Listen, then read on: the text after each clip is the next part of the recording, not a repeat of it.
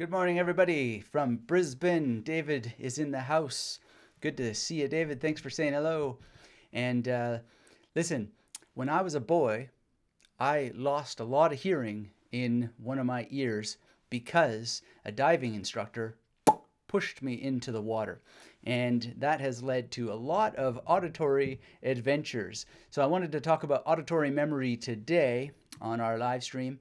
And so if you're joining us, hit the thumbs up. Let me know where you are in the world, what you're doing, what you're thinking. If you're new here, get subscribed. If you're watching the replay, also get subscribed and hit the thumbs up. And let me know in the discussion where you are in the world, what you're doing, what you're thinking, and how your memory is going, and that you can hear, actually, because it looks like all my sound tests are good, but without knowing from you, I'm not sure just how loud and clear our auditory memory improvement message is coming through to you.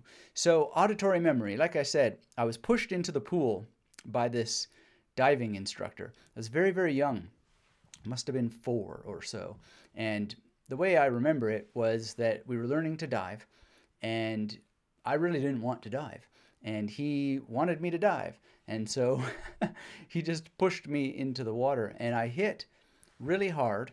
And then for the next number of years, from whatever age that was, until that I was 10, I believe, I had 8 surgeries on this ear. I had a number of tubes put in, and then at one point, when I got to be old enough and they decided it was time, they cut off a tab of one part of the ear and they patched me up a new eardrum. And ever since that time, I've had directional hearing loss that has been gauged at a whopping 80%. Now, when I do memory demonstrations, I often start them off by saying, would you be impressed if I memorized 70% of the names in this room?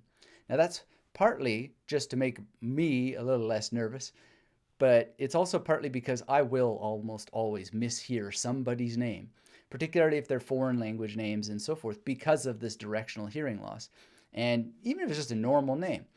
And I often give the example of when I heard a guy say William when his name was actually Graham. And so that's quite close, and it's kind of the sign of the auditory muscles, not really quite as strong as they would be. And what happens is that when there's directional noise, it really gets in the way of my hearing.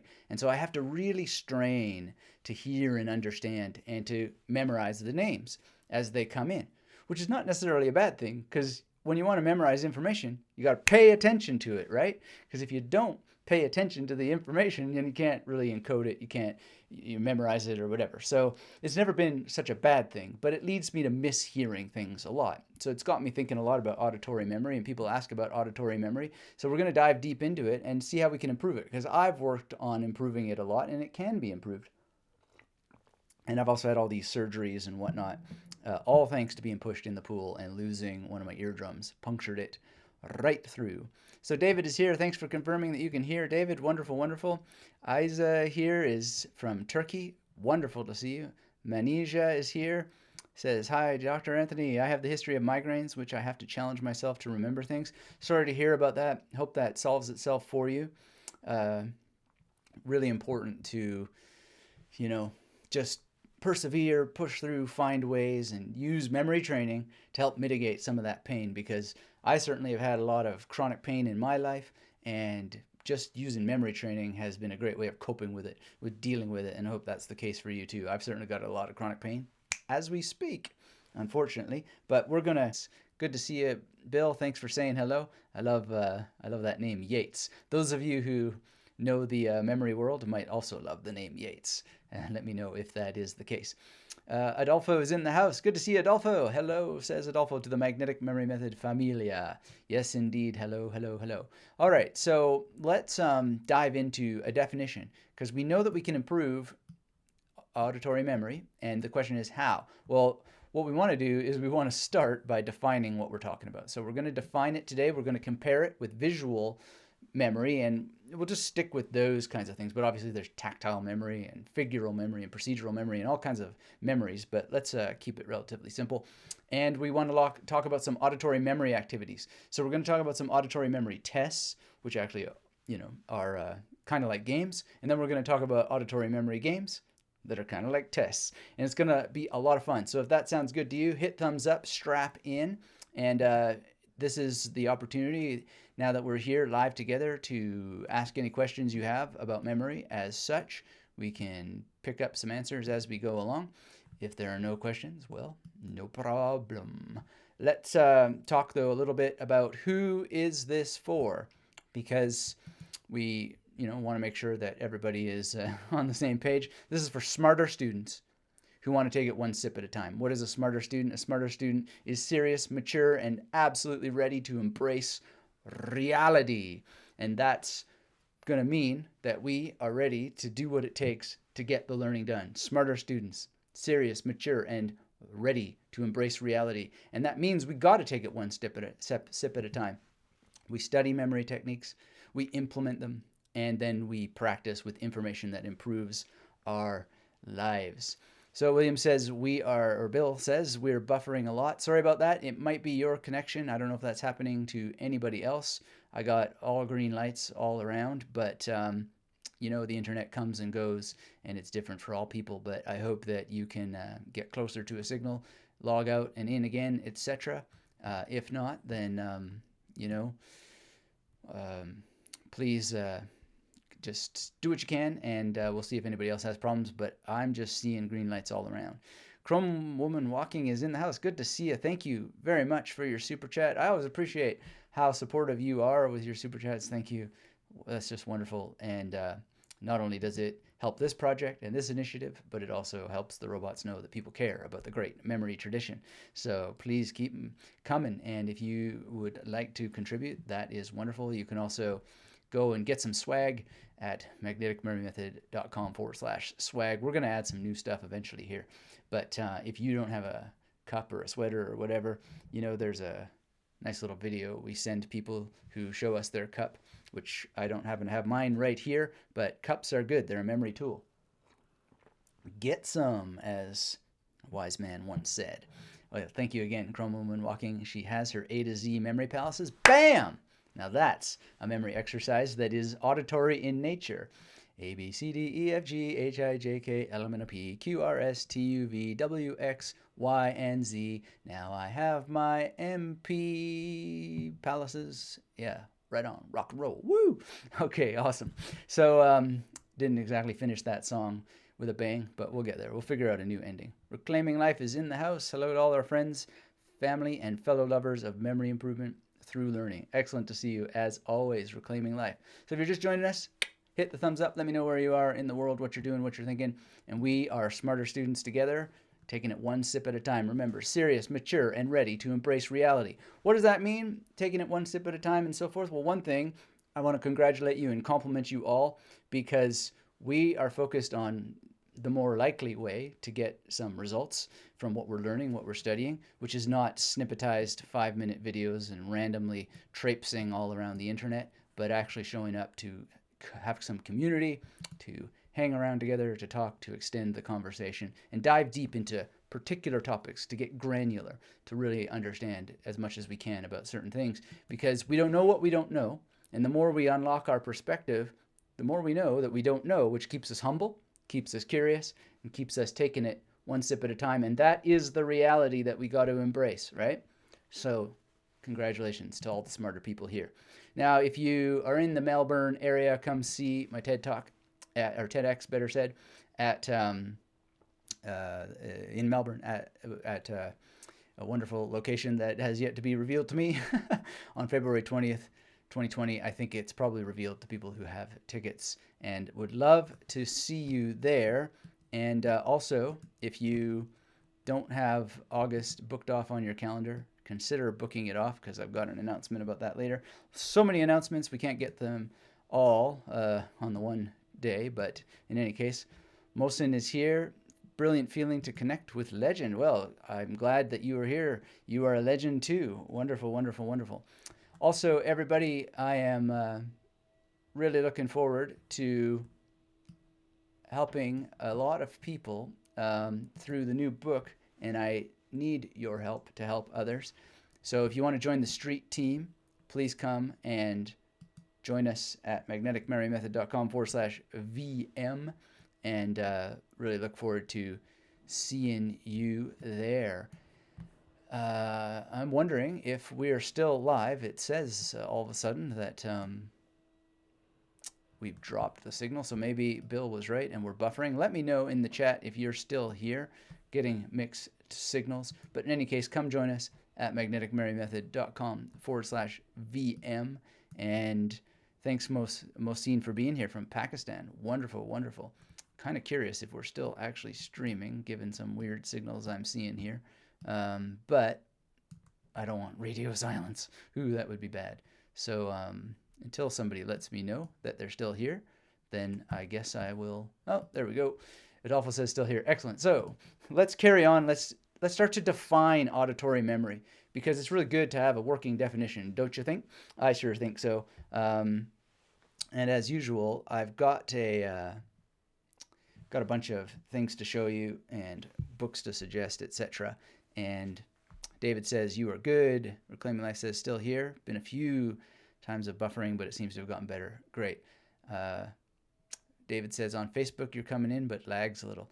Sorry, everybody. I don't know what it is. Hopefully it's not here. All the signals are showing, but let's just plow through. And, you know, a lot of the live streams we did last year are now on the blog at magneticmemorymethod.com. If you go and visit the blog and you go through the back catalog, you can see the written versions that have been prepared out of these. Download the MP3s. Often the video replays are there.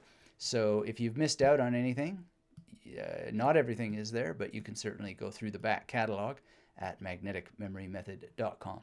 So let's define auditory memory. It is taking in, processing, retaining, and recalling information received through the ears, obviously, right? Now, whether or not all sound comes through the ears is unknown. I mean, maybe some things come in through other orifices, like maybe part of your cochlea is vibrated by things in the nose, right? I don't know, but let's just say overall it's through the larger mechanics of the ears, which are quite complex organisms. And I know much more of them than I would want because of the 8 surgeries that I had on one of them. Samuel is in the house. Good to see you, Samuel. Thanks for saying hello. If you're joining us, hit the thumbs up and let me know where you are in the world. So this is really, really important, right? Because it's not just remembering what you hear. It's also taking it in the first place. That's part of the definition of auditory memory. It's processing it in an auditory manner. So one of the things that I've always struggled with when listening very closely to people is actually paying attention. So what I've done is often repeat what they're saying as they say it mentally in my mind. That's very, very helpful for paying attention. You might practice that now a little bit. It can be tiring, but it helps me a lot because, you know, sometimes my mind is all over the place, and to focus on what people are saying, I just repeat what they're saying as they're saying it as soon as I can. That's part of processing it.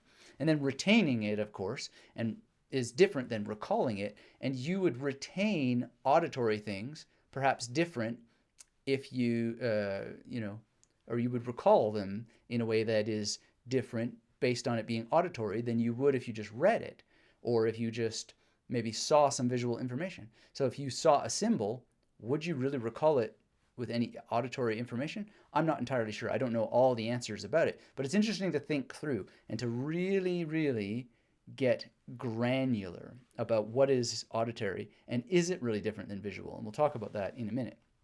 But here's the thing. It's really important for understanding conversations, right? It's really, really understanding for enjoying music. And it's really super important for remembering to stay out of harm's way when you hear a siren. Now think about that. Our auditory memory is so strong that as adults, we remember what we were taught as kids, that a siren means there's a fire. Or if it's a different kind of alarm, it reminds us of whatever that alarm is meant to signal, right? That's how powerful auditory memory is. And it really is something that came in through the ears, then was wrapped up together somehow in our minds with directions, in this case, fire. So if you're a driver, you know that a siren means to pull over to a certain side of the road to allow the emergency vehicles to get past, right? There may be some clues in there about how we could remember things better.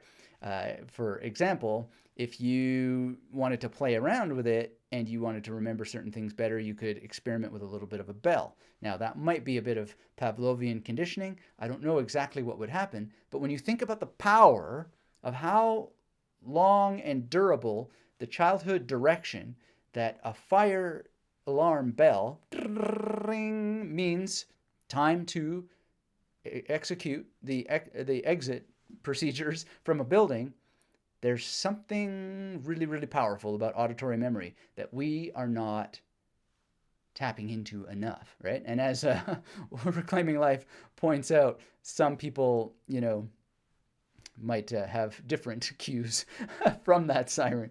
All right. So Kendall is here from New York City. I love New York City. I used to live there, and wow, amazing. Washington Heights.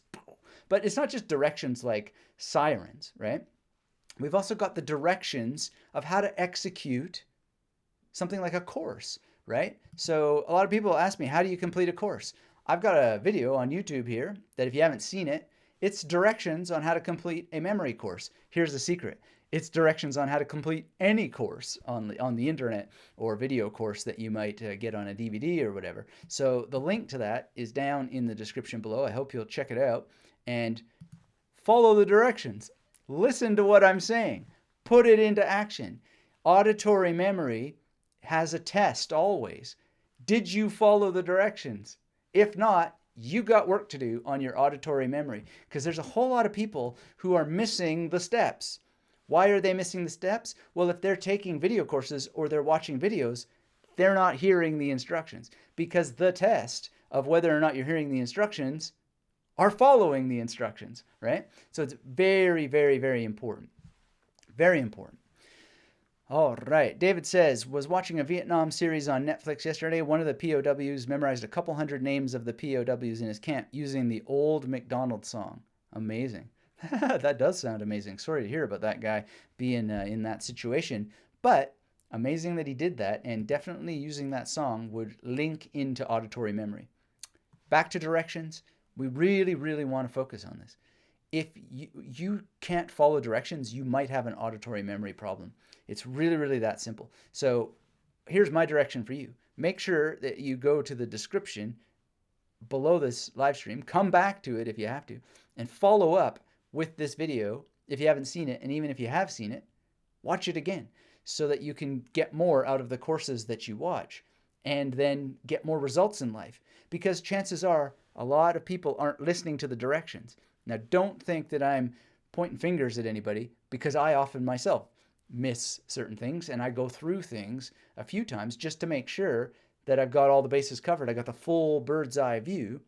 And as I tell people in the master plan, when they're taking the Magnetic Memory Method Masterclass, start with the master plan. Make sure you listen to the MP3 guided meditations at the bottom of that, and listen to them, if you can, for 90 days.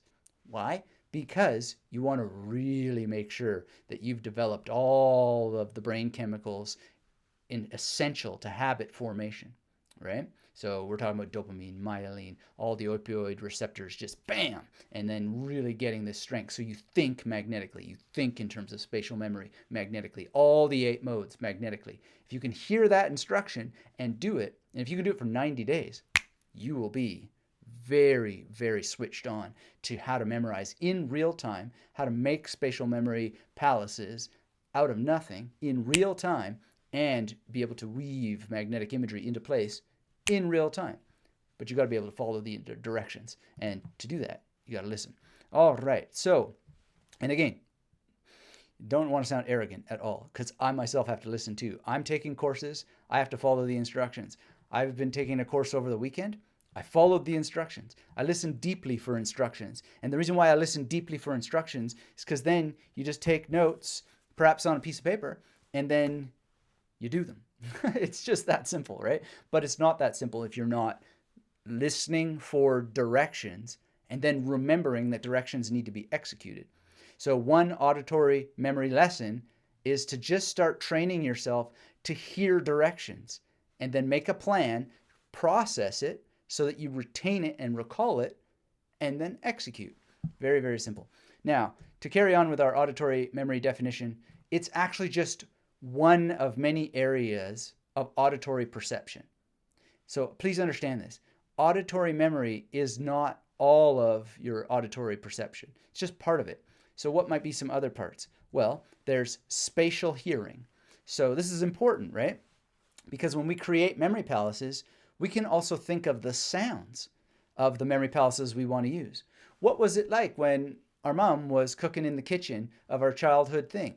Maybe you can't remember what it sounded like, but you can remember the sounds of kitchenness, chop, chop, chop, chop, or the washing machine being filled, or maybe the water going on and dishes being washed, right? I can think of my dad opening beer cans. He always did that in the kitchen. I can think of my dad in the kitchen. Oh, this is a fun memory. See, we get memory exercise every day here. My dad, he used to like to eat raw oysters right out of the shell. He would shuck them, right? And he'd open a can of beer, and then he'd pour it into a bowl filled with tomatoes from a can. So we would actually hear the can opener, and it would roll on the counter.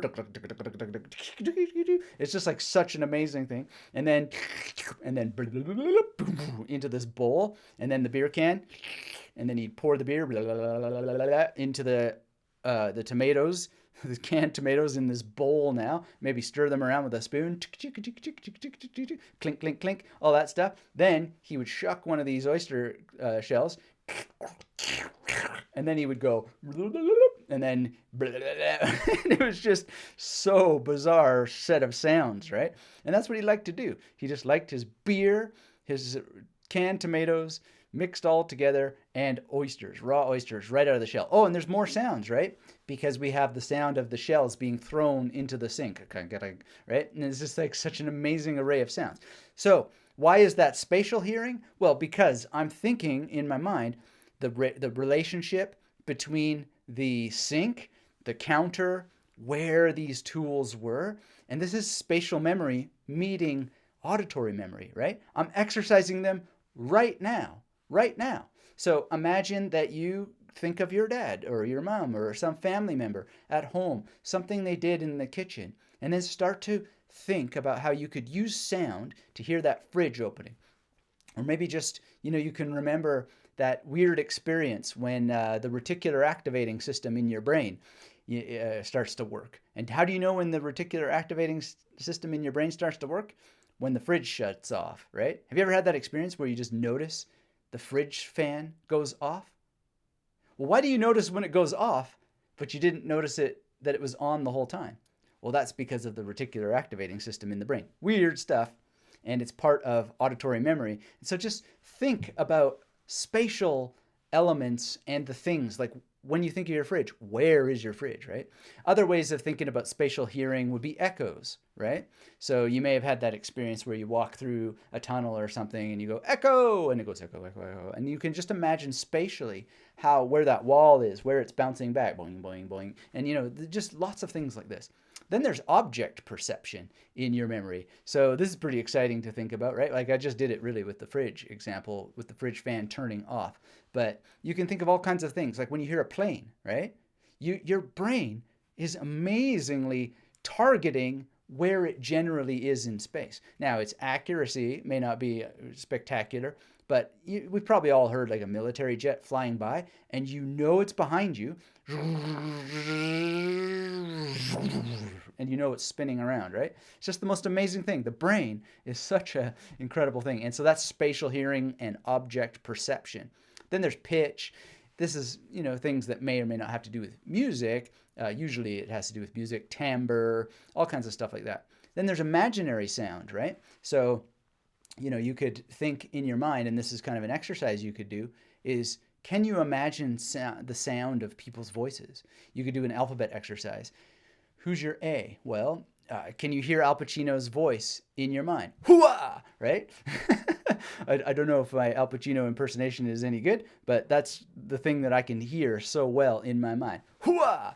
That's so good. And then you go to your B. Christian Bale is my B, or one of them, and I can think, I'm Batman, and just hear that in your mind, right?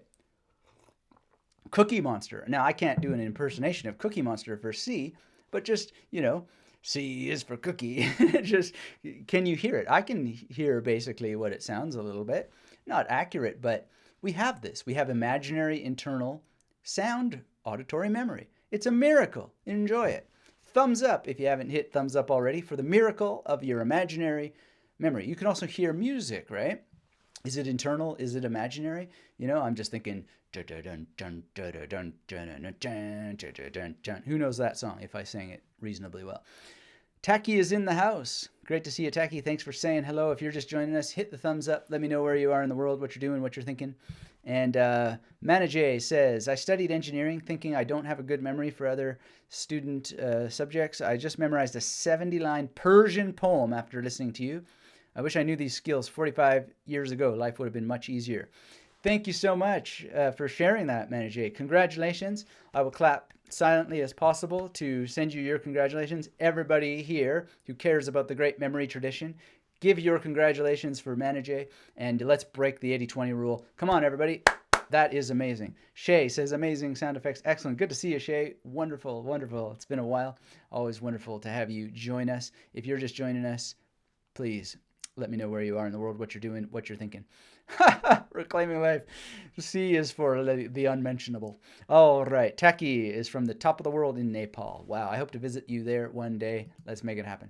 Anyway, there's an imaginary and internal memory to work around, to play with. It's so powerful.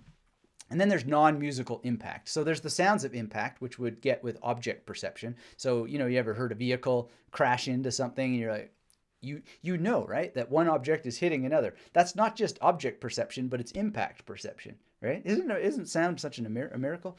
And then you have non-musical impact. So not only the car crashing sort of stuff, but you could think of, actually, there's this great German band, Einstürzende Neubauten, which means new objects falling down. Isn't that a great name for a band? Or new structures, better said. New structures falling down. Einstürzende Neubauten.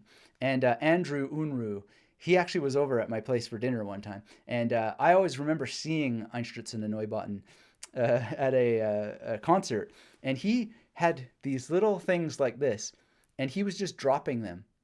Actually, they were more like packing chips. But they had microphones just for the packing chips. And he was dropping them, recording the sound. And it was just the most amazing thing because you're wondering, am I supposed to be hearing that? Right? So it's like a non-musical impact put in the context of a song. And you're just like, whoa, am I supposed to be hearing that? I don't know if you can hear that through the microphone, but I actually can hear that. But the whole thing is in the performance, there's like, if you know Einstürzende Neubauten, then you know that they like have all of these instruments that they invent themselves, most of them found in junkyards, giant steel structures, tubes, and all this sort of stuff. And you're like, weil, so ist es, weil, wie immer, blah, blah, blah, all this German stuff. And then amidst this. And your mind is actually creating a sound that you can't possibly hear. But then the question is, can you? Can you not? I don't know. But anyway, they had it all mic'd up. And unfortunately, I didn't ask him when he was over for dinner what the whole deal was with that. Maybe I forgot. I don't know. But in any case, maybe it's not so unfortunate because it gives something with my imaginary and internal memory to mess around with, right? Anyway, long story there. But if you don't know Einstürzende Neubauten, listen to them, especially the song Weil, Weil, Weil. It's so good. So good. All right. Taki says, I create Google Map for Memory Palace, but I forgot really soon. Help me. I forget the middle part mostly. Well, your problem probably is that you're using Google Maps instead of using the magnetic memory method. So please go to magneticmemorymethod.com/YT or just go to the site, register for the free course, learn how to create memory palaces properly in a way that's going to help you deal with the middle part, which is part of the forgetting curve, which is why you're forgetting that. But I also think you're probably suffering some digital amnesia. So please get that out of your life because you don't need it. So Manager says, I took a cooking class with my daughter. She noticed that I asked questions that the chief just talked about. Then I noticed I stayed behind with the previous sentence and lost attention to present. All right. Well, that's a great observation. Keep observing what you're doing, and you'll get some forward movement in life for sure. All right. So again, the point is that auditory memory is just one part of auditory perception, and if you play around with all of these areas, which we'll give some exercises that will help you do that, and some games to play that will help you do that, you're going to have a lot of fun exploring those. Now, the whole point is it's a learned skill and it can be improved. I've done it, and like I said, I lost my hearing quite early when I was pushed and blew the eardrum and had all these surgeries during my childhood, and I've had to really, really work on it. But how are we going to improve it? Well, one way we can start to think about is how that auditory memory requires working memory to manage, manipulate, and transform short-term memory into long-term memory. And you might be thinking, whoa, working memory, short-term memory, long-term memory, what the heck does all that mean? Don't worry, I got you covered. We're not going to get into the weeds of it now, but you can go following the link in the description to improve short-term memory, 7 easy steps to better memory for life.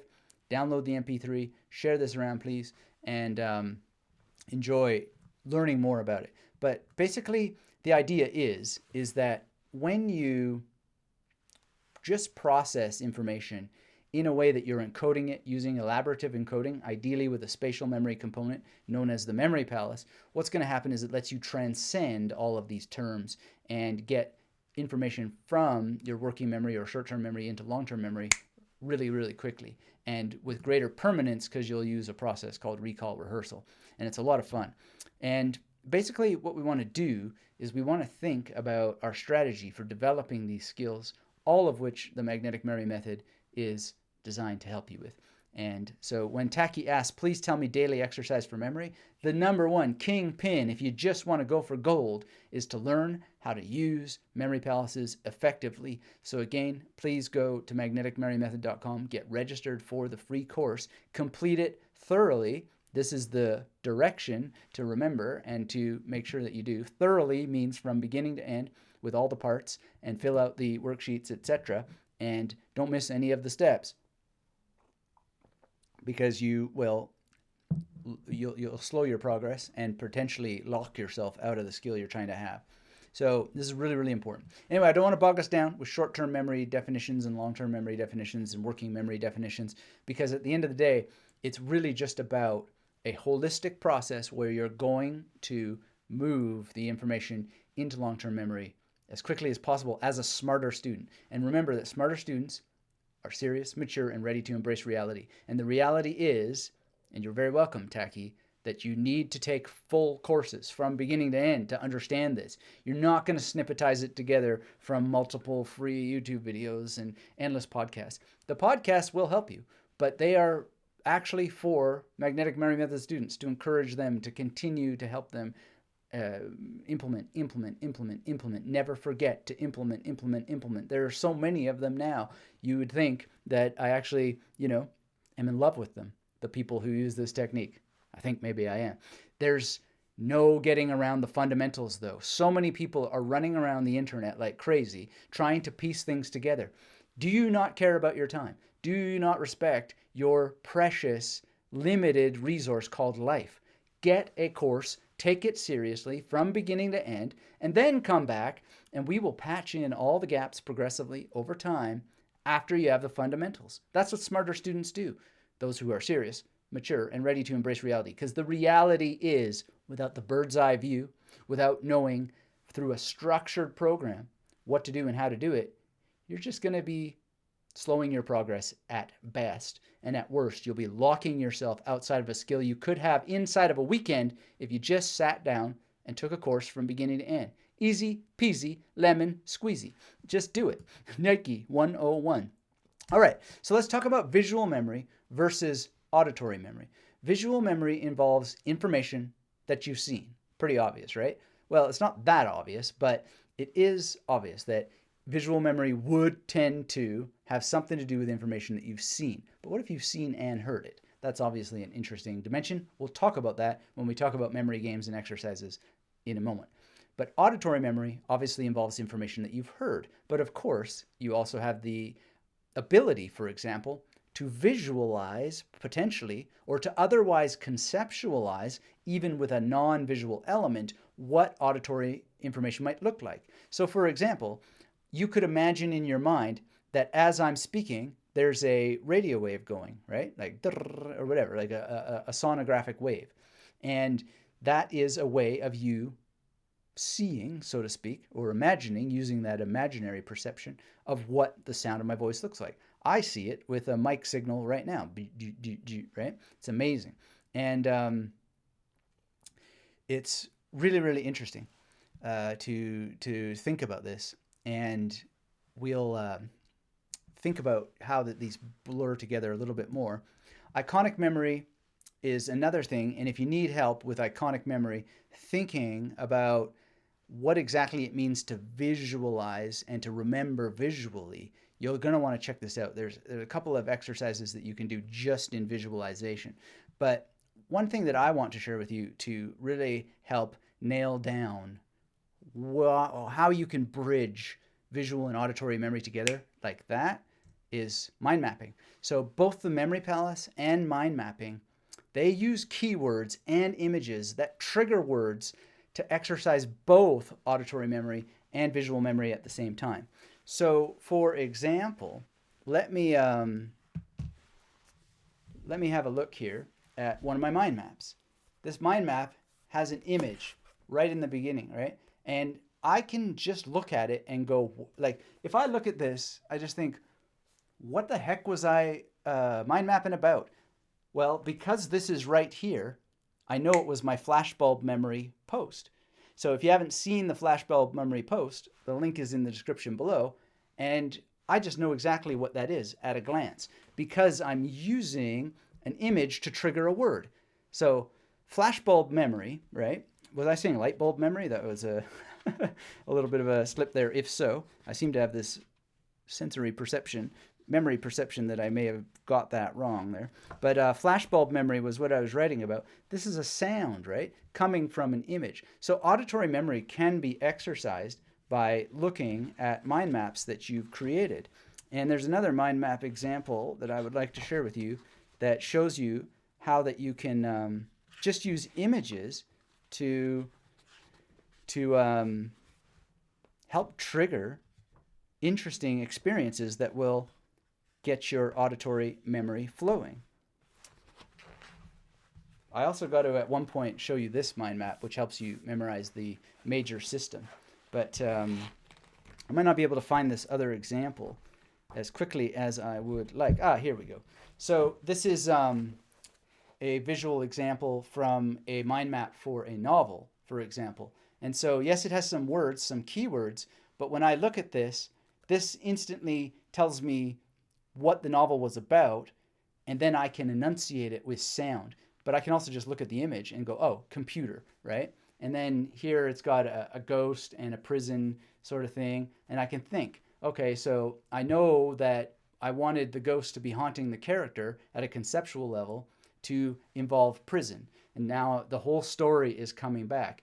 And then, I think of here, and this is my visual symbol for the words driving ambition, which is something that's posed against unconscious need when we're remembering stories. So it's a very, very interesting thing to think about, the relationship between visual memory and auditory memory. And when I see these images, they trigger the sounds of the words and the meanings of the words, of course. Anyway, visual versus auditory memory is obviously very well expressed by having a mind map on your keyboard, and we'll come to these juggling balls in a minute. But what I would suggest that you do is get into mind mapping. I'll have some exercises for you, and read Mind Map Mastery by Tony Buzan. It is a very, very good guide for this. Chris Nishanti is in the house. Good to see you, Chris, from our Mandela Effect romp, which has been a lot of fun. I absolutely love the Mandela Effect conversation that people have been having. And it is such a wonderful, wonderful thing to go through, this Mandela Effect thing. Not many people who are in our audience cared that much about it, but I think it's one of the most fascinating things where people just have super weak critical thinking skills, and they are so unwilling to bring like meaningful, substantial evidence to the game. And the dollar sign, Chris, is used in two different ways, and it's not just used with one line. There's certainly a history to be told there, and I don't know it, but we could look into it. And I doubt there's any evidence that it's a Mandela effect, and I don't see any reason to laugh at that. LOL. But, LOL used to be a longer thing, didn't it? Is that Mandela effect too? Do you have anything to say on LOL in the Mandela effect? In any case, if you haven't looked up the Mandela effect, if you're watching this and you want to laugh and you want to engage in some strengthening of critical thinking muscles, you'll have an opportunity to do that there. And it's been really a fascinating adventure. I have a lot of fun over there. So, Reclaiming Life says, I heard someone that had been addicted to video games say, I quit because I realized I was down to one life and didn't want to waste it. Made me smile thinking back when you mentioned respect time. Indeed, indeed. I quit because I was down to one life and I didn't want to waste it. Indeed, indeed. Gaming is really interesting and something we can talk about at a future time, because there are interesting memory exercises to come from video games. But what I want to remind you all of is that mind mapping is a great practice to help you explore the borders between visual and auditory memory, and to strengthen both at the same time. Because when I look at the mind map that you see on the screen, it has very few words, and when it does have words, they're usually just single letters. Those single letters are visual, right? And what I'm doing is asking my mind to work. I'm asking my memory to essentially look at a catalyst, a visual catalyst, and give me not just the phonic sound, the echoic sound of the word, but I'm asking it to help me get the semantic meaning back, right?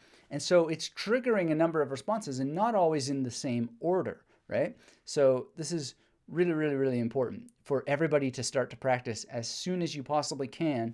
So again, make sure you've read Mind Map Mastery, please. It's very, very important to start getting into this practice, and make sure you're following the laws of mind mapping that Tony Buzan described. Now, if you're just joining us, hit the thumbs up. Let me know where you are in the world, what you're doing, what you're thinking. And if you haven't joined the street team, please go to magneticmemorymethod.com/VM. This is for my next book.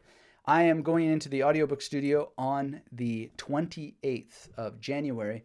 And for those who are on the street team, I'm going to be making some videos for you. I'm going to show you the audio studio to the extent that I'm allowed, how I'm making a memory palace out of it, and just, some general things around it. But I'll keep it memory focused so that it's a good use of your time to, just thank you for being part of the street team in advance. This book is a big project. It's a lot bigger than I ever thought, but it's quite something, and you'll see the main memory palace map.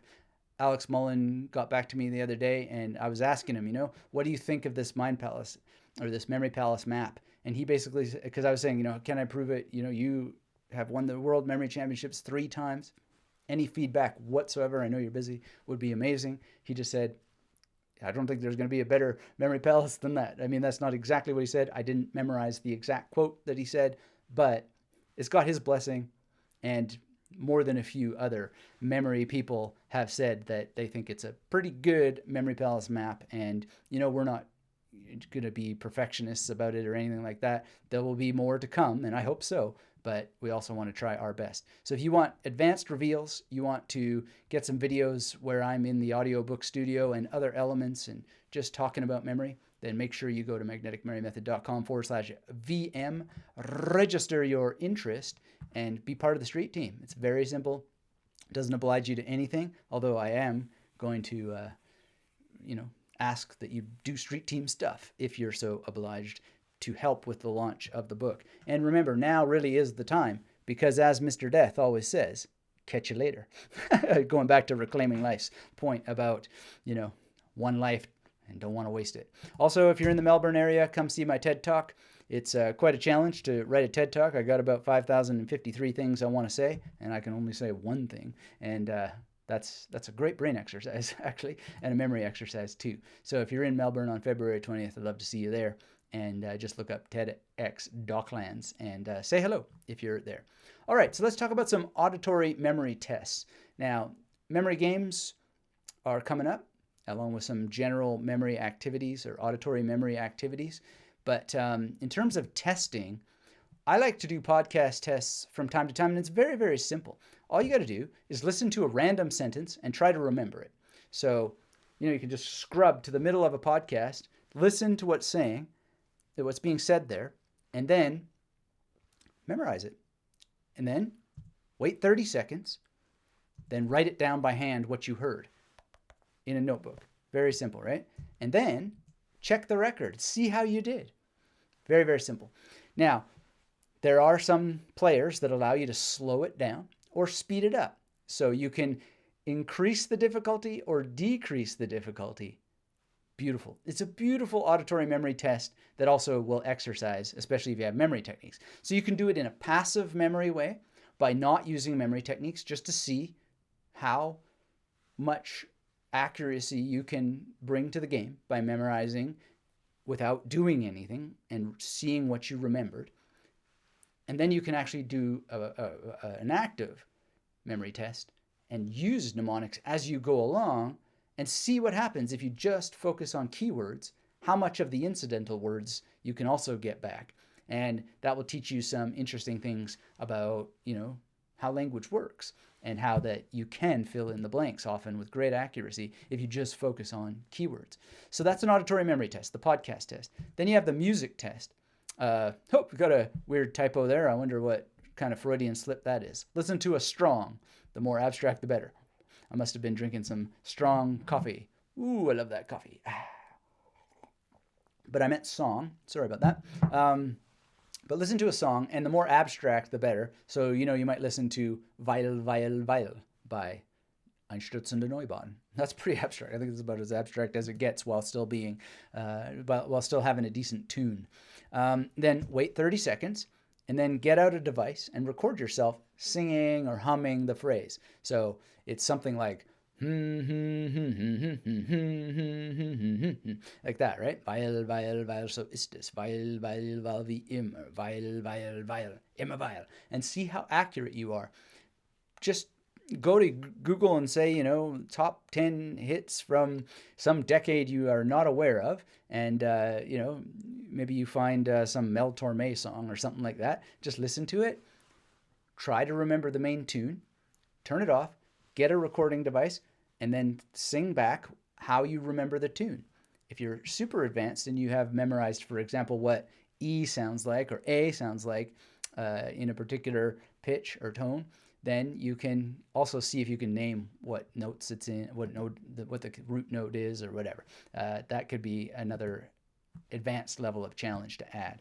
And that's very, very important. And, one thing that you can do is, whoops, my slides are out of order here, go on to do a mind map test. So you can mind map mostly with images, and then you can make yourself a video or an audio verbal version to test the accuracy of your mind map later. So let's say you make a mind map like this, and then you verbally describe what you had in mind in a recorder. Then a day later, you test and see how accurate you remember your own mind map.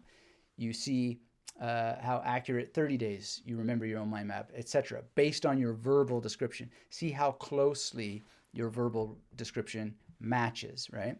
And you can even listen back to help you with the test. And then just, record as many walkthroughs of your own mind maps and compare with your next recording as often as possible. This will help strengthen that visual auditory connection as you continue to mind map as a test. Then, of course, you can do a memory palace test and memorize 5 to 10 words. So we did this at the Australia Zoo when I was there, and we had a lot of fun, and I learned a bunch of words of animals in Chinese, memorized them, and just test my accuracy. So wait 5 to 10 minutes, test the accuracy, and use recall rehearsal to retain and test further. So one of the ways that I did that is just immediate asking my wife. And she, just say, what is zebra? And I'd say, Ben, ma. And she'd go, yeah. And then she would say, whatever, the next thing. And then in terms of my own recall rehearsal, I then just wrote it down in the order of the zoo exhibits that we were seeing. And then I go the next morning and I show it to her. How did I do? Then, do it until it's all into long-term memory. And that's a great way to get a bunch of vocabulary going and your auditory memory at the same time, especially with a tonal language like Chinese, which is very challenging indeed. All right, Samuel says, thinking more about the theme of this live, I recently made an association between a restaurant's name to a song in my mind, and now I can't forget the restaurant's name. Excellent. So your auditory memory is good, and you're using auditory memory to help you remember on an auditory level. Brilliant. That's a great proof of concept. Thanks for that, Samuel. If you're just joining us, hit the thumbs up. Let me know where you are in the world, what you're doing, what you're thinking. This is our opportunity to hang out together, go over any questions you might have or anything you want to say, any comments and whatnot, and that would be wonderful. All right, so let's talk about some auditory memory games. So one of the great ones is just learning to do the alphabet backwards. So let me see if I can do it. ZYXWVUTSRQPONMIK. No, sorry, I missed it. ZYXWVUTSRQPONMLKJIHGFEDCBA. I think that should be right. Sometimes I switch the H and the I, but I think I got it there. Anyway, one simple way to do it is just to create a story in a memory palace, right? So you could have a zebra, ZYX, who is doing something with a yak, and then the yak is playing a xylophone, and whatever. There's all kinds of things, and then the next thing you know, you get down to the education department of the Central Brain Administration, which is, EDCBA. It's so much fun, the alphabet backwards. And then if you want to make it a lot more difficult for yourself, juggle. So there's a video, I got the link for that down in the description below, where I'm teaching myself to juggle and say the alphabet backwards, and yeah, I think I did okay. It's a huge challenge, and I sing while juggling and recite Sanskrit while juggling. Very, very good auditory memory games that anybody can play, and you just gotta learn how to juggle and have something memorized. Now, there's also another one that I used to love to play, which is the movie title game. And the movie title game is sort of something like this. So somebody says Alien, then you have to come up with a movie title that starts with N, because the last letter of Alien is N. So then you're thinking, oh, that's a challenge. What is a movie that starts with the letter N? And I'm like, what is it, Northwest by Northeast or something? Is that what the Hitchcock movie is called? I'm not even sure. Might be Northeast by Northwest. That's something I got to work on, because I don't actually know which one it is. But in any case, that would be a contender. Now, that if it's anything like those titles, that would end with a T. So now the next person has to start with a movie that starts with a T. Now, then you say, well, wait a second, there's dozens, if not hundreds, if not thousands of movies that start with the. So you could make a rule that the doesn't count, right? So you could go Terminator. Terminator ends with R. The next person has to name a movie that starts with R. So Reanimator. But now you're back to R, right? Anyway, the game can be a bit short-lived, but it's still fun while you're doing it. And one thing that you can do to make it more of a challenge is add actors. So you do a movie, then you have to name an actor who was not in the movie. So let's say that you have Alien, to go back to that. Now the first actor you name has to be someone whose name starts with N who wasn't in Alien. So Nick Nolte. Now the next movie has to start with E, right? Because that's the last letter of Nolte. So now you go to a movie that starts with E, and then you go to an actor. But you can make it even more of a challenge by, instead of going to a movie, you then go to a novel. So you could go movie, actor, novel, author, movie, actor, novel, author, or something like that, whatever you want to do.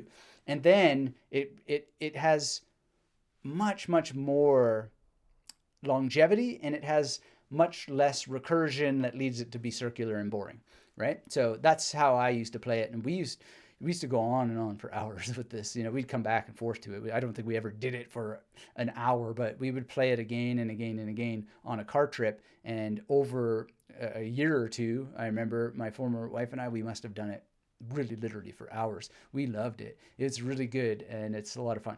So it's an auditory game and it's getting your mouth involved, it's getting your memory involved, and it's so much fun. So try that. Reclaiming Life says, my mom and sister and myself both learned the alphabet forwards and backwards, and I've had it memorized ever since then. Oh, isn't it so much fun? It's so beautiful. And incidentally, about that, you can also do games like A, Z, B, Y, C, X, etc., and play around with it. You can do A, C, E, and go through the whole alphabet skipping and go forward and backwards. Real good brain challenges. And brain challenges that don't involve any apps, which is very important. Reclaiming Life says, speaking of juggling, how is your shoulder doing? It's getting better, but it's still a challenge. And I took some time to essentially learn a lot about shoulders. And so I have finally found something that gave me the most likely explanation of what's going on with it, and that is giving me the most likely path to getting out of it. Now, unfortunately, I'm not going to be able to deadlift or bench press probably for about 3 to 4 months, but at least I can start doing external, internal rotation, etc., and really strengthen these small muscles that have probably gone weak because I didn't know that you had to strengthen them before. So that's pretty cool. Thank you for asking. I really appreciate it.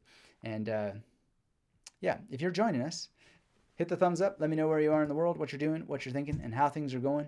Let's talk about another auditory memory game, which is, for lack of a better term, auditory excavation. So pick a grade in school and list what you listen to in terms of music. So, and you can play all kinds of variations like this, but you could just say, all right, grade 5, I remember that was the year George Michael's Faith came out. I'm pretty sure that that's what that was. And then you can write down the date that you think you were in grade 5, or do a mental calculation and check Wikipedia later for accuracy. I remember when over the holidays we heard Richard Marx, and we heard this very interesting song, and we were like, is that Richard Marx? Is it not? Is it Bryan Adams? No, it's got to be Richard Marx. And so then we were guessing what the year was. It's like, it sounds like 1989, and then second guess it and go, oh, maybe it was 1984. Oh, no. Anyway, we're trying to guess what it was and pinning it and so forth, and it was just a lot of fun. And it's an auditory exercise. And then so let's say you go through grade 5, then you go to grade 6, you do a couple more, do grade 7. And if you really want to go for gold, you just do all your high school years or whatever. Try to get 5 albums that you think came out during that year, or 5 songs or whatever, and then check your accuracy. It's a huge, great memory exercise based on auditory memory. And then you can also think, what was the tune? So, if you think about grade 5, and then I think about George Michael, I'm thinking,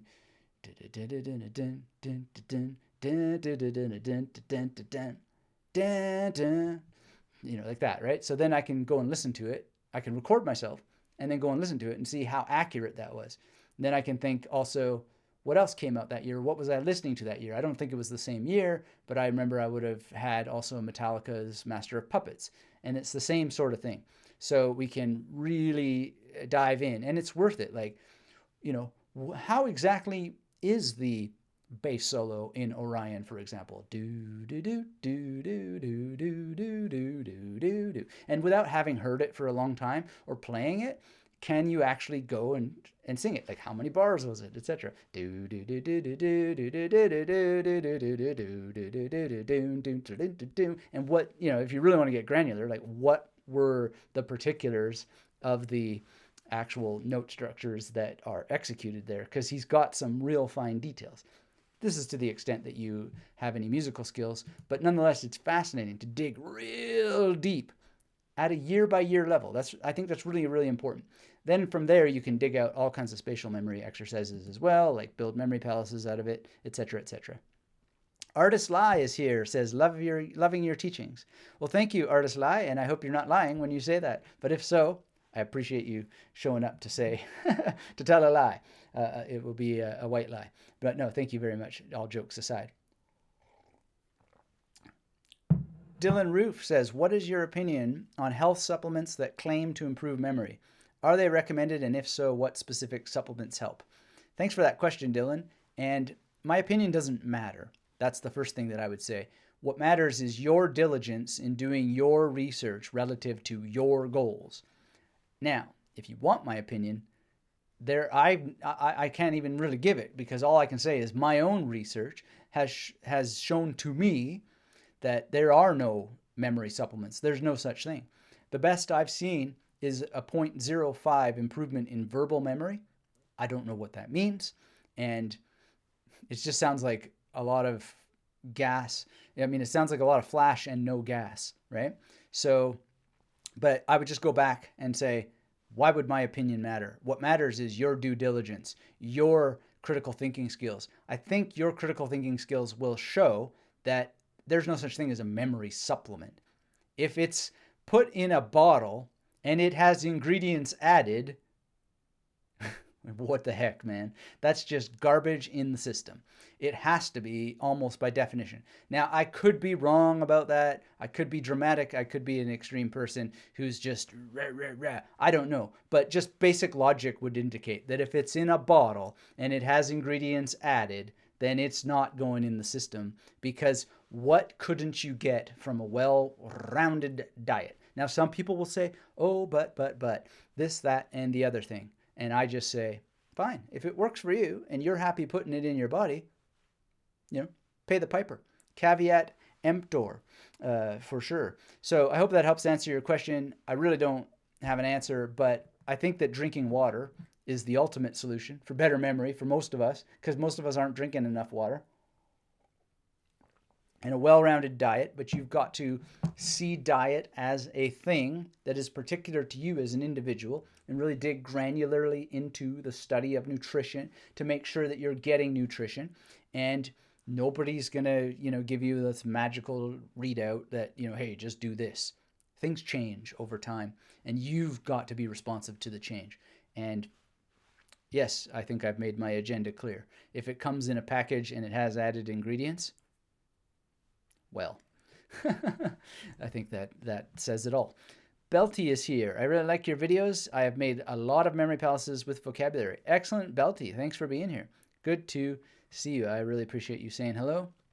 Reclaiming Life says, Dylan Roof, that is an interesting choice of username, especially with the political climate of the world lately. I have no idea what that reference means, but not sure I do want to know. All right, here's another auditory memory game and outdoor audio adventure game. So pick a location and then describe 10 sounds to compare with a friend. So you do this with a friend, and we can do it now. So park. What would be 10 sounds that you hear in a park? The leaves blowing, and you would hear maybe a skateboard doing a nollie or an ollie. You might hear tennis rackets. You might then, think of all kinds of things. Maybe you're thinking of a park in the 70s, and there's all kinds of cameras making camera sounds, whatever. The thing is, the name of the game is to compare your list with your friend, and then whenever that you both have the same thing, you both get 10 points. I don't know. I'm not a gamer, so I don't know how to construct games, but think of some sort of point system and figure out how everybody can be a winner. And if you want it to be where only one person can be a winner, then figure out how to make only one person a winner. And then, just enjoy that the real win is playing the game, and just see the different things that come up and try to do a couple. So think of an airport. What would be 10 sounds that you would hear in an airport? The roll, roll, roll, roll, roll of suitcases, and the convey of conveyor belts, and the of security wands, and, that kind of stuff. There's so much fun to be had from this. And look, it might sound like, yeah, but that's for kids. Well, here's the number one memory tip of all time, other than the memory tip I gave on the community tab yesterday. Be a kid again. Come on. All these serious adults who have forgotten how to play. Remember how to play. It's so much fun. Your brain is dying if you don't play games. So pick a location with a friend and think of 10 sounds that come up there, and just, get out of your head and allow yourself to play like a child again. And, maybe play something like, I spy with my little eye, but instead of with images, with sounds. I hear with my little ear. All right. Thank you for that, Reclaiming Life. I'll just hide that because that doesn't need to be in our chat whatsoever. But thank you for letting me know. I appreciate that. All right. So, who would like some more auditory memory activities? Who's having fun? Who wants more? Let's see the 80-20 rule play out, and we'll roll out some more if there's any interest. Let's see what kind of interest we get. Jose in the interim says, have you been adding an auditory input or aspect to your memory stations? To me, it makes it harder to magnetize the stored data point to my station when I have intentionally added this story, gustatory, etc. Jose, thank you for that question. And if you're finding it harder, then you might ask yourself a little bit more about why. Do you need to practice more? If it's not useful for you, then put it aside for a while, but maybe come back to it later. It shouldn't be hard, though. And if it's hard, then I would want to know why, and then I would personally try to strengthen it. So, for example, there are a number of these multisensory things that I don't find particularly easy either. But I don't go for easy street. I go for let's find these things that are a little bit of a challenge and let's work them. Let's massage them. Let's see where we can take it, right? I think that that's the path. And I think it's the path for all people. But look, whatever works for you. If you don't want to improve in those areas and you don't want to explore them, then don't. But always bookmark it for later and perhaps come back to it later so that you haven't, allowed your preferences to weaken you over time. Because we want a holistic training regimen, we want a holistic skill set, and we want to be at least somewhat ready to perform at a moment's notice. So let me put it to you this way. I got a whole lot of shoulder trouble right now because I didn't know that you needed to do internal and external rotation in order to bench press safely. And I ruined myself. And if I had known, well, then I would have done it anyway, I'm pretty sure. You probably would have convinced me to do it. It's the same thing with memory training. Yeah, well, I don't like that one. I find it difficult. Do I have to do it?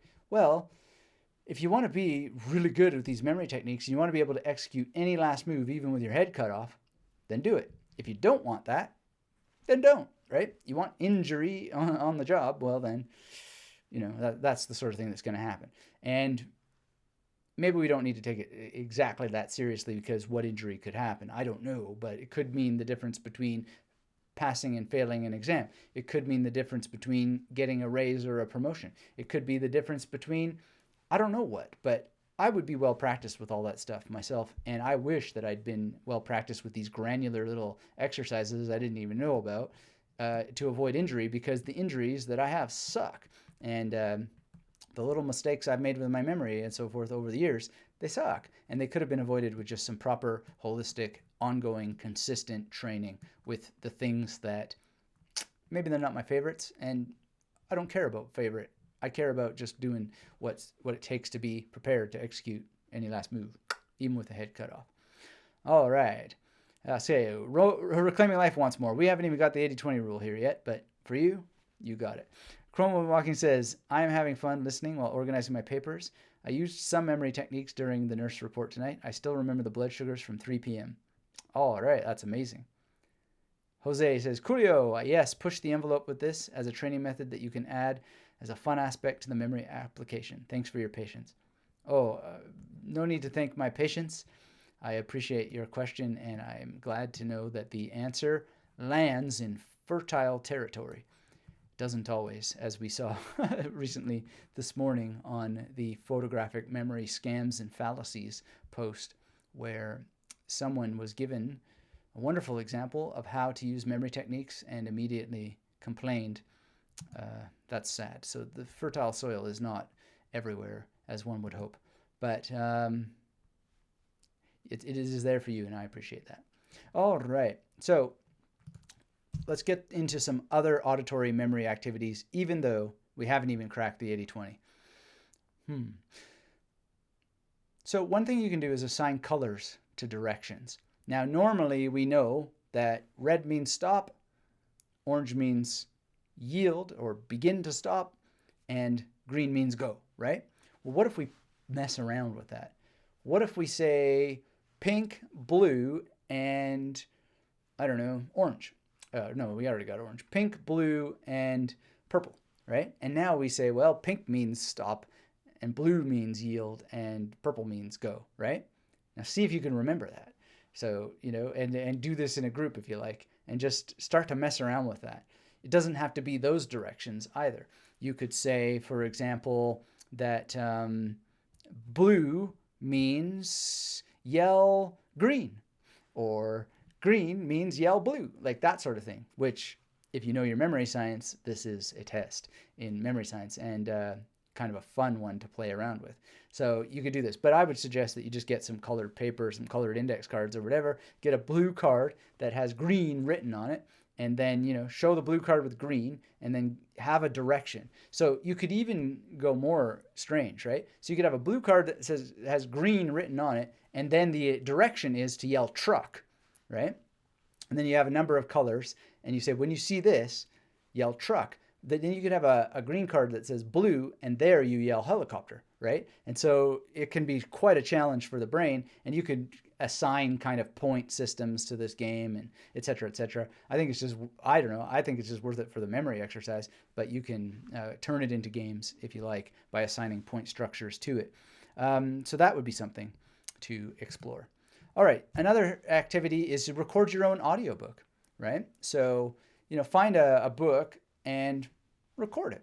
It's just that simple. Start with something, very small, even just a sentence or a paragraph, and really listen back, and then think about how you could perhaps do it in different tones, right? So you could do it in a happy voice. You could do it in a sad voice. You could do it in a angry voice. You could do it in all kinds of voices, and really get into the different ways that you could do this with a range of emotions. You can also create a treasure hunt with audio-only directions that must be remembered. So instead of giving people visual maps or visual clues, you could just give them riddles that are given in an auditory way.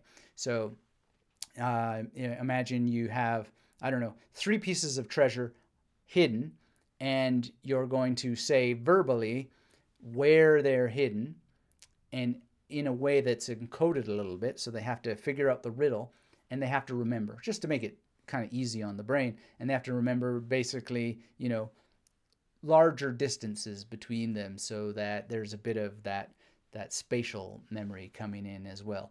That can be quite fun. Also, you could play RPG games with dice that require verbal listening, expression, and play acting. So I remember when I was a kid, we played all the time with, a dungeon master and rolled the dice, and it's just so much fun. It's quite a listening thing, because you got to listen to the dungeon master, right? And then you have other things like the sound of the dice. You have the sound of your pencils, and you have the sound of opening up the books and the maps and all this wonderful stuff. And then play acting a little bit, and really listening deeply to the play acting of others. A lot of fun. And as Reclaiming Life says to the previous point, that reading aloud is a great exercise on its own, even if it's not recorded. Indeed, indeed. It's wonderful, wonderful. You can also take a language learning course with comprehensible input immersion. So what does that mean? Well, a lot of language learning courses, they will talk in your mother tongue all the time. No, you don't want that. You want a language learning course where they're going to speak in the language you're learning and minimize any English instruction. So I've had this in German and Chinese, and I've also had it the other way, where I took a Spanish course, they spoke English or German all the time to teach Spanish, and I just, not a whole lot of Spanish here, so I didn't go anymore. But the Chinese course was 99% in Chinese, and it was beautiful, and I just learned so much more. Now, it was level 3, so, it was kind of expected. But when I first took German, it was just like, schauen wir mal. And you had to figure out what the heck that meant progressively over time. And it's like, aha, right? And it's just practicing auditory, understanding, comprehension, mulling it around, getting it into memory, recognition. No one ever once said what schauen wir mal means, but understood it and memorized it as a result. Very, very powerful as a activity. All right. You can also expand your mother tongue by memorizing vocabulary and reciting it aloud, incorporating it into speech. So I remember seeing a very nice gentleman that I know showing me that he has word power made easy, right? And it doesn't even have to be expanding your mother tongue with new words. It's also just getting reacquainted with old words like psyche. I know that very well, but haven't really been acquainted with it lately. And just plenitude. Oh, just enjoying the English language, your mother tongue, whatever it might be. Podium. Doesn't that sound cool? Just playing around with it in the mouth. Octopus, platypus, and really allowing your mouth to enjoy it. You could also just work with conlang. Like conlang is constructed language. You could do sound poetry. I really like a sound poetry piece called Sonata. It's something like oomph baba tetse oomph. Ooh. And it's got this line, arakata rizikate, arakata rizikate, arakata rizikate. Bop. It's just such beautiful stuff. And just play around with language. Really allow yourself to enjoy the sounds. There's a Canadian sound poetry group that had Steve McCaffrey and Paul Dutton and BP Nickel. Wow, they were so amazing. They just made so many weird sounds with their mouths and just really played with language. Really dive into language. Enjoy it. It'll help you. It'll help you perceive it more. You can also volunteer to teach others where speaking and listening will be involved. And one of the things I love, and I met a couple of people I know who have taken the Magnetic Memory Method Masterclass yesterday and over the last couple of weeks. Really nice to just meet people and listen to them speak, right?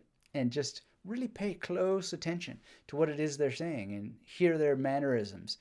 Pay attention to their mannerisms and talk about language itself as you are listening to people. Remark upon how people speak and then think about how you speak and ask people, is it clear what I'm saying? Can I make it more clear? Do you need to hear it in other words? Or can you say that in other words? Are there other ways that you could explain that? Very, very important to be doing this. Let's check in with our chat. Jose says, I have many years of experience as a communications engineer. There are color-coded standards that are burned into my mind. I use these to help the order of data points as the color code is fixed. Blue, orange, green, white slate as an example. Then there are combinations of colors that, again, burned into my mind. There are many national and international color-coded standards that I use as well. That sounds fascinating, Jose. I'd love to hear more about that. Language and applying the memory palace aspect I have on my to-do list. Excellent, excellent. Pat is in the house. Good to see you, Pat. Salut and salute and Scrabble for memory. Okay, yeah, Scrabble. By all means, I mean, why not? It's certainly, I don't know just how much that it would help with memory, but certainly it would be good for all kinds of things and just mental activity. Why not? But look, memory is going to be exercised when you memorize stuff and when you play active recall. There are some passive memory exercises.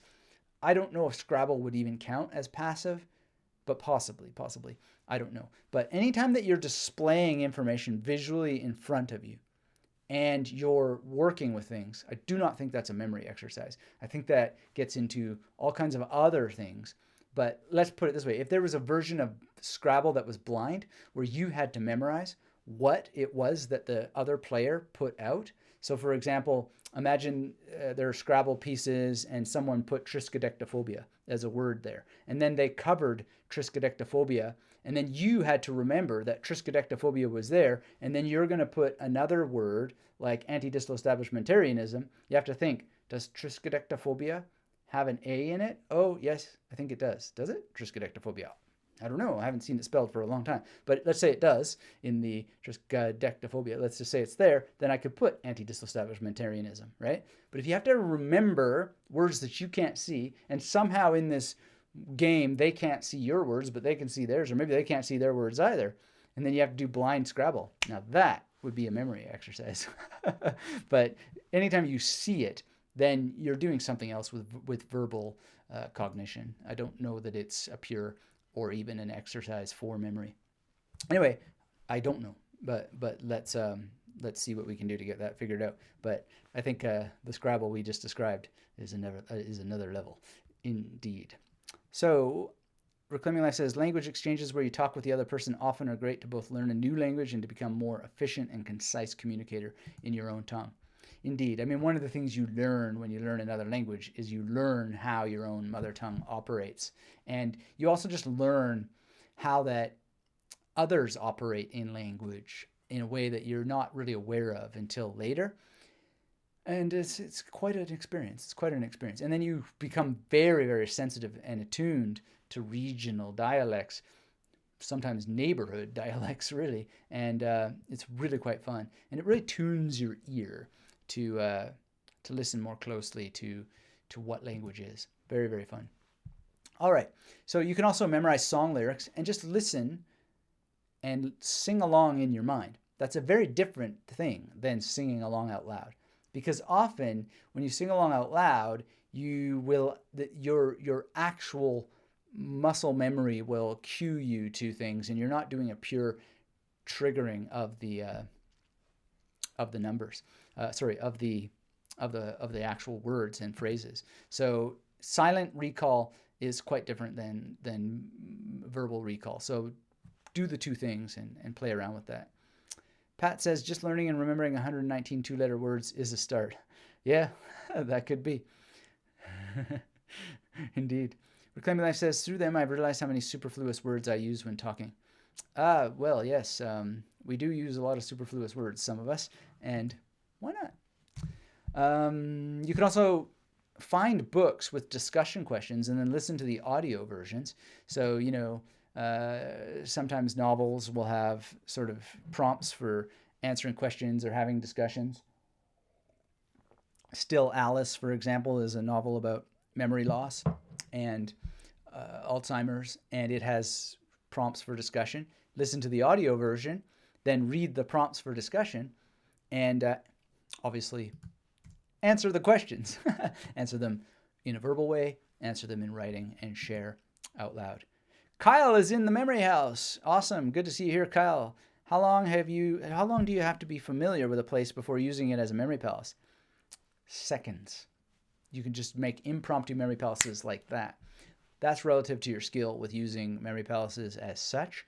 But you weren't here earlier, I don't think, but I talked about how we were at the zoo and how I just recalled all of this with 100% accuracy. I'd never been to that zoo before, and I just turned it into a memory palace as we were walking along. That's called an impromptu memory palace, and it really is within seconds. All right. And by the way, Ollie Richards was with us, and he was super impressed by my recall. That was a lot of fun. So was my own wife, actually, because she's always impressed by this thing, especially with Chinese, and it was amazing. And it's kind of cool because I don't know when else I would ever have thought to memorize the names of those animals in Chinese. So that was a lot of fun. All right. So I hope that helps answer your question. Kyle, you also asked, can you use your car to drive somewhere as a palace? Well, James Gerwing, he won the 2019 Canadian Memory Championships, and on our podcast episode, and there's a follow-up in the card memorization course, we talk about the use of cars as memory palaces, and I was blown away when he just said, yeah, I used what you said in that course, which has to do with cars, more or less unchanged, and that's how he won. Amazing. That's part of how he won, better said. So, yeah, you can do it. You can do it. So please do use cars. Use lots of them. There's nothing wrong with cars. Jose, I hope that answers your question, Kyle. Let me know if you have anything more around that. Jose says, language learning focusing on verbal communication is one of the best ways to learn a language, as being able to communicate with a native speaker is exhilarating. Gets you pumped to learn more. That's right. And, I normally don't like apps, but I've been really enjoying an app called Tandem lately and just talking like crazy with all kinds of people in a number of languages and just going crazy. Oh, it's just so much fun. Now, it's hard to find people who are really serious there. Like, they get the novelty and then they drop off quite quickly. But man, if you can just get somebody in blah, blah, blah, blah, blah, blah, blah, blah, blah, you're speaking multiple languages a day. It's so much fun. So I'm pretty impressed with Tandem. How long it will last, I don't know. And I just check in once a day anyway. And there's more once a day stuff about using apps coming up soon. So please stay tuned for that. But if you're a language learner, check out Tandem. All right. So basically, in sum, your auditory memory can be improved. And as we sum up, if you have any more comments, questions that you would like to discuss, anything whatsoever, please use this time to get active, get involved. If you're just joining us, hit the thumbs up. If you're new here and you're not subscribed, get subscribed. Enable the notifications for the next time we go live. We should have a new video for you this week with my injury and with the TEDx next month and with the audiobook being booked. I find myself more busy than usual, but doing all that I can despite these challenges to stick with the program and still move forward. But yeah, I've got to actually produce an audiobook version of the manuscript while I'm preparing the manuscript for typesetting. And it's so many steps. And this TEDx, which I'm enjoying preparing, it's a challenge because I can only say one thing and I want to say so many things. But this is the whole point. Everything can be done. You just got to schedule time. Schedule your time. And I scheduled time to be able to do this today and work on all these things and get to the gym and hang out with my wife and yesterday hang out with some friends. So it's possible no matter how busy you are. And auditory memory, if you want to improve it, just means schedule more time to study the topic. We've just scratched the surface today. And when you schedule more time to study the topic, you'll get more ideas about what to do and how to do it. I've also given you a number of ways to test, to play games, and do other activities. So how are you going to get it done? You got to schedule the time to do it. And, there's lots of ways to schedule time. We don't have to get into that today, but you can do it. People do it. So the question always is, if you're not doing it, why not? Because you can. Why not you? Why can't you be the person who is the master of your time, who is the master of your getting the results that you want? Why not? Anytime that you think you can't, why is it that you can't? Why is it that others can? What can you be doing to make that change? And make it, because it's possible for anybody. And then you just got to practice consistently, because nothing's going to happen if you don't practice consistently. Remember, this is a channel for smarter learners, serious, mature, and ready to embrace reality, right? The reality is you've got to practice consistently. You've got to schedule time to practice. It's not going to happen otherwise.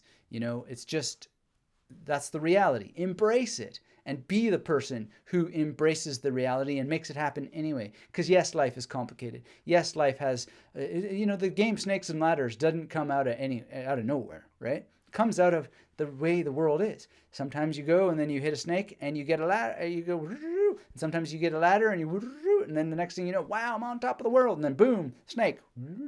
And then, oh, now I got a ladder. Oh, no, I didn't get a ladder or a snake. Woo, got to just do it step by step like everybody else. And then, woo, another ladder. And then, whoa, another snake. Like, this is the way it is. And just embrace it. Embrace it and be in love with it. It is just like that, a game. Oh, and yes, there's pain. I've got more pain than I ever could imagine was possible. And I know there's more. That's the thing. There's always more. So, just be glad that you got what you got and it's not worse. And then deal with getting out of it. Snakes and ladders. Bam, bam, bam. Keep moving forward. Practice consistently. Be a smarter student, serious, mature, and ready to embrace reality.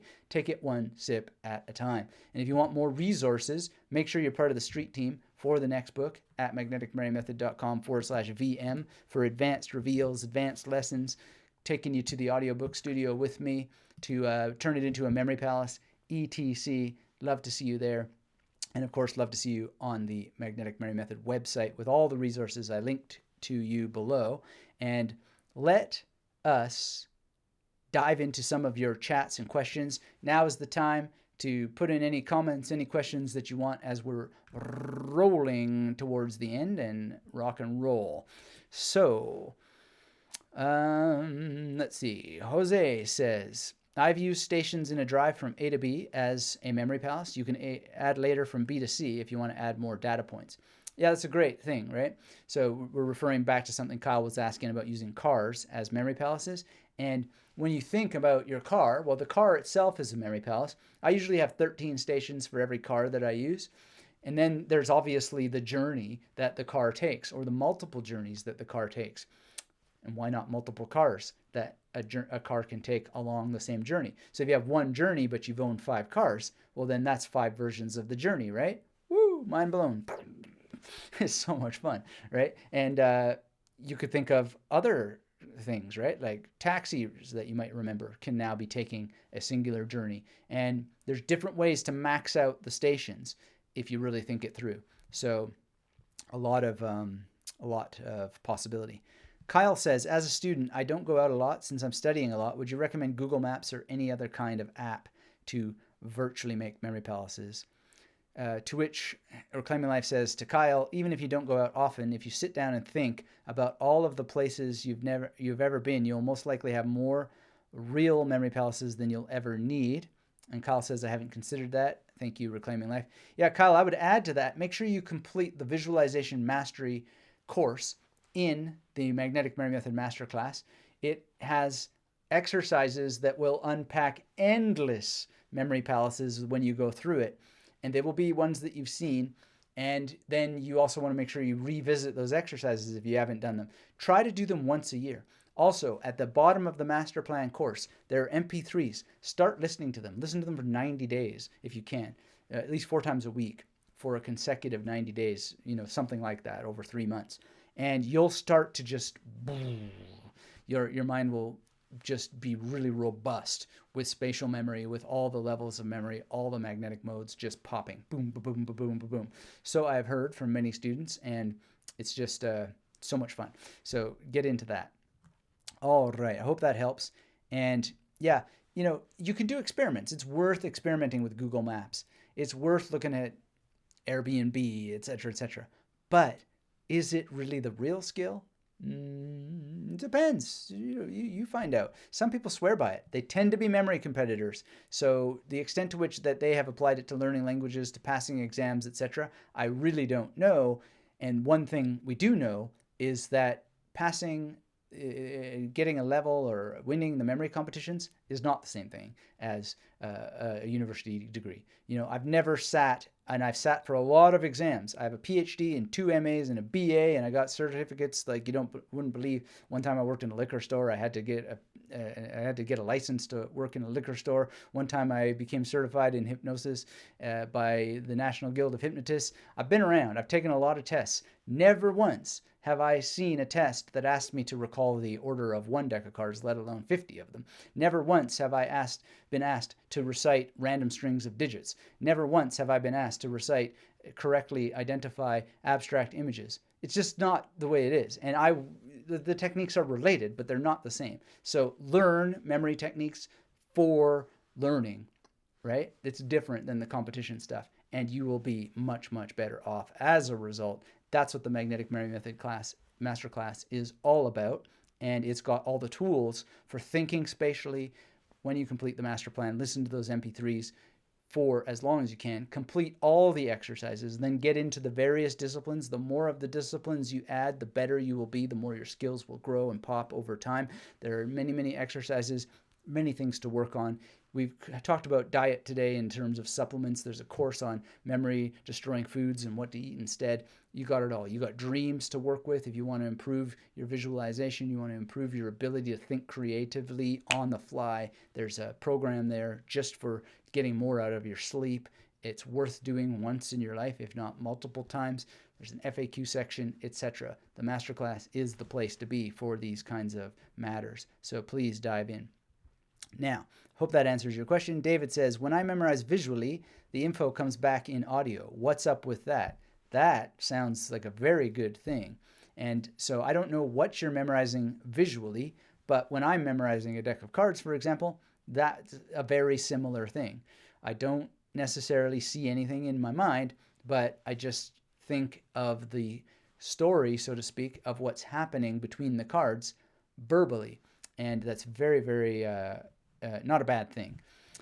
Now, some people are more visual, and so they may just see images in their mind and suppress the verbal aspect. I don't know. Jose says, at Kyle, Reclaiming Life is right on. Making time to remember your past and adding and embracing the palaces you can generate will make it easy to use those palace templates. Absolutely. This is exactly the way to go. Adolfo says, Kyle, I also felt that I had a lack of MPs. With a little work, I now have over 200. Bam! Great work, Adolfo. Thanks for sharing that. And yeah, that's absolutely the way that it works.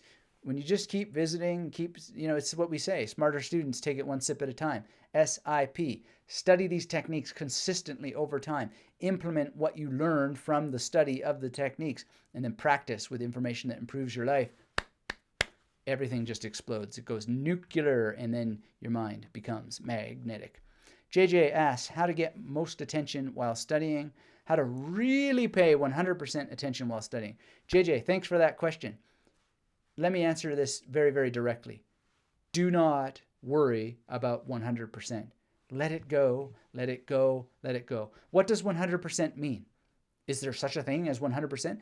I've been rattling on now for I don't know how long, and have I been paying 100% attention the whole time? I don't know. Does it matter? Is there really a way to give that number? How about we make a goal that actually means something, right? So while studying, what are we going to do? Instead of saying, I want to pay 100% attention studying, why don't we make something more concrete? Like, I would like to remember 3 pieces of information from this page. I would like to remember 5 pieces of information from this section. I would like to remember X out of X, right? Be specific. Let go of the fantasy need to have it all and be 100% switched on, and just focus on an achievable outcome that has a specific and measurable number. You don't need to pay 100% attention. I don't know anybody who does. I don't know anybody who will. I don't even know why that would be a goal. I appreciate that you have that goal, but let it go, let it go, let it go. It's not reality. The reality is you're already 100% consciousness. That's all we are. Humans are 100% consciousness. So what you need to do is think about how to focus your consciousness on a goal. And you need to determine that goal in advance. And then you need to sit down and conquer the goal, right? So please learn the memory techniques thoroughly and completely. Make sure you have memory palaces. Make sure that you have a memory palace network that is ideally structured as I teach at magneticmemorymethod.com/YT. I teach it this way for a reason. And Adolfo just said, I felt that I had a lack of MPs at the time. With a little work, I now have over 200. This is really, really important. Adolfo is a great example of this because there are certain things that just snapped into place as he continued to follow the S.I.P. principle of the magnetic memory method. Study, implement, practice. Take it one sip at a time. Study, implement, practice. It's very, very important. Don't be a 100%er. Be somebody who sets goals. So I posted on the community tab yesterday. People asked me my number 1 piece of advice. My number 1 piece of advice is practice, but think about what it is you need to practice. And one of the things a lot of people need to practice is reading a book from cover to cover about memory techniques. Then they need to practice putting into action what the book about memory techniques says. Then they need to start putting the information they need to memorize into a way that they can memorize it. So I gave a link down below this video to how to complete a memory course. Please take it. Today we talked a lot about how to remember what you hear and follow the directions. So that's where I would start. Go and watch that video on how to complete a memory course. Then get yourself a memory course or book and complete it from beginning to end. And then start to set goals that you actually can achieve. I'm going to remember X number of points from this chapter, and then memorize them. Then do it again and again and again and again. Tomorrow and tomorrow and tomorrow. Who knows that quote? It's something like that. All right. I hope that helps you out, JJ. I really appreciate the question. Put a little theater in it, of course, and ended with a little theater with that quote. I should come up with some prizes for people who recognize my quotes. But anyway, tomorrow and tomorrow and tomorrow, indeed. All right, hope that helps you out, JJ. Let's see. Jose says, I think of the magnetic memory palace as a training of memory to store it in permanent memory storage. I think of a broken bone that is set and cast. Until it's healed, then the cast is not needed. That's great, yeah. I think of it as training wheels on a bicycle myself. So we put on the training wheels on the bike, and then we learn how to ride, and then we let the training wheels go, and then we just get on and ride. And then we don't even need the bike. We just sort of teleport. Right? It's pretty fun. It's pretty fun. All right, but I love that. I love that. Thank you for sharing that, Jose. Great, great. And the more analogies we have, the more we have, right? And the more people can connect with them, because not everybody connects with the same analogies. And, you know, one of the, well, I don't know where it is. I do have a sense of where it is, but I don't want to break our flow here. But now that you mention the bones, I'll have to read for you sometime from one of my novels. The way that I use the hip bone connects to the stem bone, connects to the this, that, and the other thing. I remember the stem bone there. I was playing around with that in a poem, in a novel. That is it a novel? Is it a poem? I don't know what it is. It's from the deep past of the pre-magnetic Mary method world. Anyway, Bardan, good to see you, Bardan. How to memorize a paragraph, how to meditate, how to memorize the calendar. Whoa, Bardan! You are ambitious. I like that. Thumbs up for Bardan and his ambition. Bam! Now there is someone who's switched on and wants to have it. Well, first thing, Bardan, make sure that you go to magneticmarymethod.com. Make sure you sign up for the course. How to memorize math, you add. Bam! You are switched on. I love this. Good. I wish everybody was so switched on. So, how to memorize a paragraph. Get the free course. Learn how to make memory palaces thoroughly and have multiple ones of them in operation at the same time so that your spatial memory is really switched on. Learn how to make magnetic imagery. Learn how to memorize individual words, because as the great unknown author of Rhetorica ad Herenium told us, you can't memorize words. How are you going to memorize sentences? And that's what you would do to memorize a paragraph. How to meditate is part of the topic of my next book, so make sure you're part of the street team to get some advanced ideas about that at magneticmarymethod.com/VM. How to memorize the calendar when you're in the Magnetic Mary Method Masterclass. After you take the master plan, take the course on memorizing numbers. There's a training there on how to use the major system to create a mnemonic calendar. And how to memorize math. Same course. So I hope that helps you out. And, just generally search my site. You'll see some answers to these things in very small test sample form. And sometimes not so small, actually. Let's see. Candle says, focus. Good explanation. Thank you for that, Candle. Love that name, Candle. And yes, focus. I hope that helps JJ. JJ says, thanks. Thank you for asking it, JJ. And I really look forward to your progress report on that dramatic theatrical explanation. Reclaiming Life says, Macbeth. Indeed, yes. I haven't seen Hamilton, so it must be Macbeth that I'm referring to. Wonderful, wonderful. So we have a winner of the Great Space Odyssey, which I'm sure you already have in your mind. All right. So Adolfo says to Jose, the Mary Palace is like the cast holding the info until it sets and becomes part of your knowledge. Oh, you're just part of your knowledge bank without the need to go into an MP. So I think you're quoting that maybe. Chronoman Walking says, I am good with having my attention divided because I'm a nurse in an old folks home. Impossible to be deep focused, LOL. Well, that may be a form of deep focus. I'd love to get a brain scan on you and see how that you're doing that, because you might be really switched on in ways that your modesty prevents you from sharing. But I know you to be a very, very dedicated individual, and thank you for that. The quality you're bringing to your work is it just exudes. So please keep it coming, and always appreciate your support of this initiative. And thank you again for the super chat today. All right, everybody. So again, auditory memory is something that you can improve. You got to set time for it. You got to study it further. You got to implement the exercises that we talked about today. Really take it seriously. Even if just you do 20% of it, even if you just do 2% of it, you're going to get an effect, especially relative to your overall memory practice.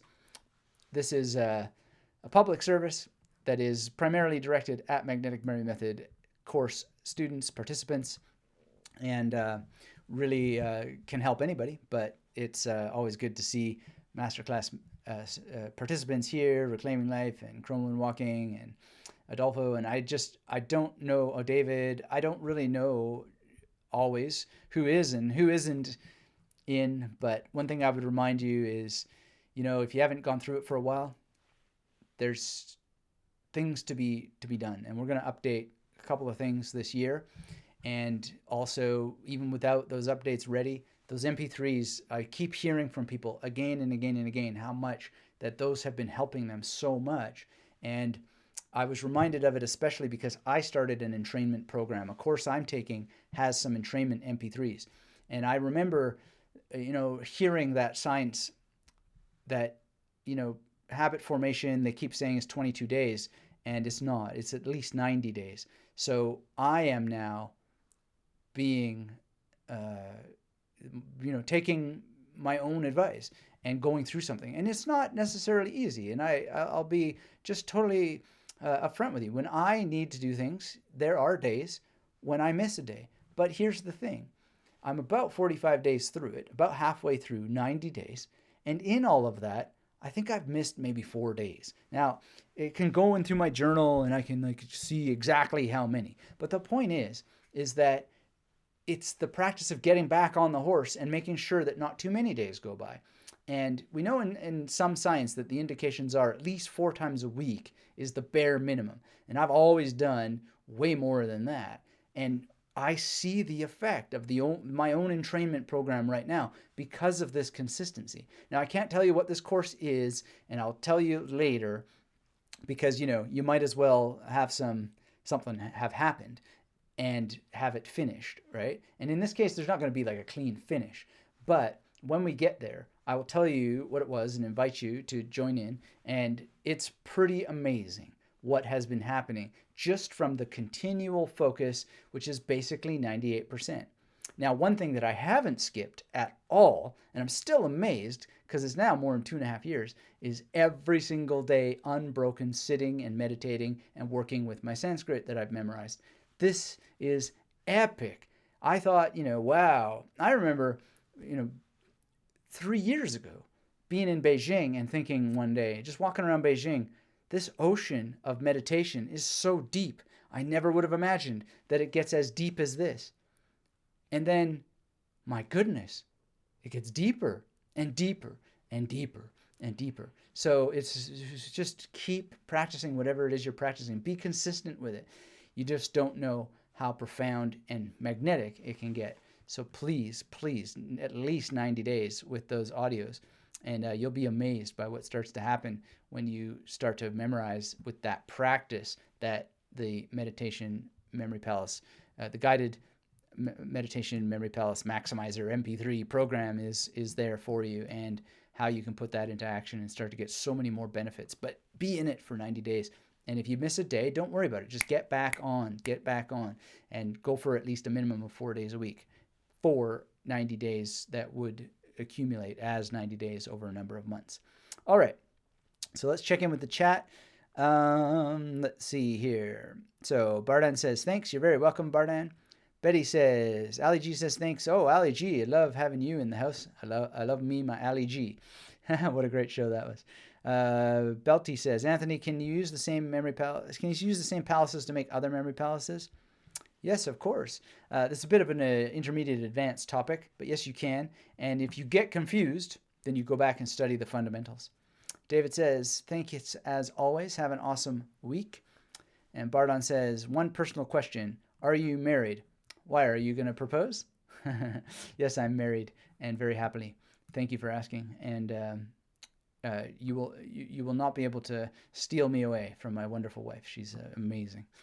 All right. Reclaiming Life says to Belty, you can reuse them. There may be some ghosting if they're still fresh in your mind.